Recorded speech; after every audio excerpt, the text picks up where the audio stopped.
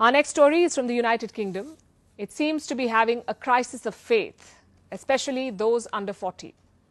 And no, this is not about their national broadcaster, the BBC, although they have reasons to lose faith in it too, but this is about their religion.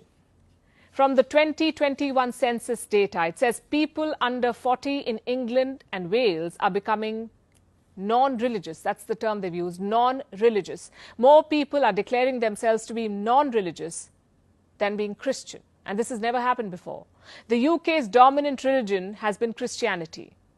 It has been pushed to the second place now. The first place is the non-religious category. Let me show you the numbers. More than 50% of those in their 20s say they're not religious. 10 years ago, this bracket was 37%. For the last 2 decades, Christianity came out on top as the most followed religion in this country for every single age group, but that has changed now. There are around 9.8 million Christians in the UK, aged under 40, 9.8 million. Another 13.6 million people say that they do not identify with any faith, with any religion. Nearly 3 out of 10 people who identify themselves as Christians are 65 years old or above.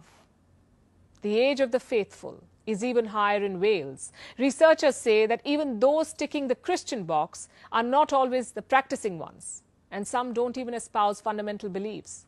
Like Jesus, the Son of God, was a real person who died and came back to life. So why do they identify themselves as Christians? Because they were Christianed, or because their parents are Christians, or because they went to a Christian school. It could be any or all of these reasons.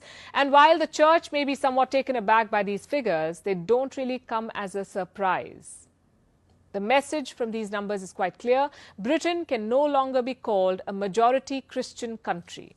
This is thanks to the rise of the non-religious group. And that's in stark contrast to a country like India. 97% of Indians say they believe in God.